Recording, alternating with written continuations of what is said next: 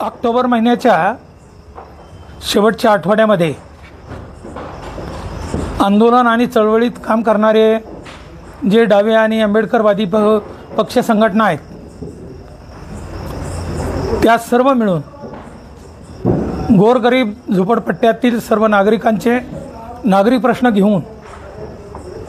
या परत एकदा रस्त्यावर उतरणार आहेत। निवडणुकीच्या पार्श्वभूमीवर अंबेजोगाईत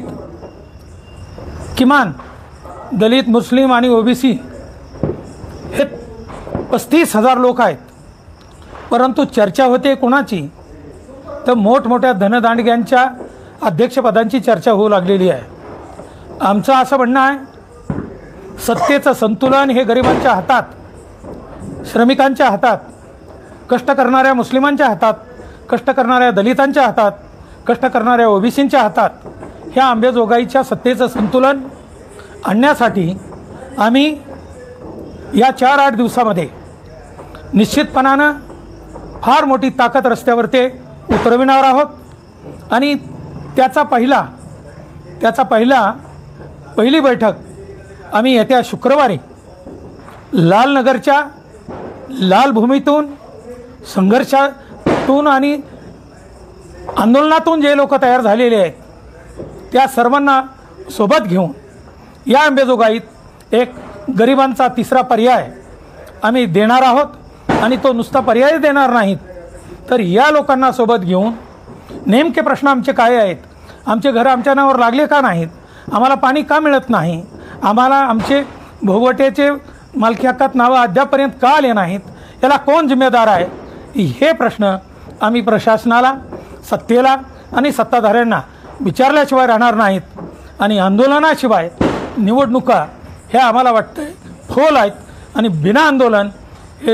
हे आम्ही निवडणूक लढणार नाहीत। आंदोलन, प्रबोधन आणि लोकांचा संघर्ष यावरती या अंबेजोगाई नगरीमध्ये गरिबांचा तिसरा पर्याय निश्चितपणानं आम्ही आणल्याशिवाय राहणार नाहीत। आणि त्याच्यासाठीच या चळवळी आणि आंदोलनं होतात आणि आम्हीसुद्धा हे लोकांच्या बळावरती आम्ही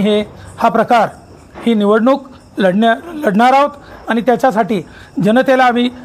नम्र विनंती करतो आहे की येणाऱ्या 8 दिवसात जी काही आंदोलन आपल्या सुविधासाठी होणार आहे, आपल्या हक्कासाठी होणार आहे,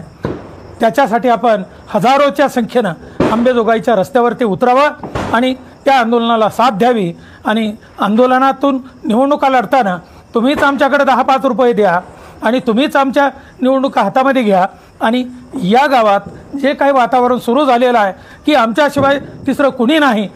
बाकीचे माणसंच कुणी नाहीत, झोपडपट्ट्यांमधला माणूसच नाही,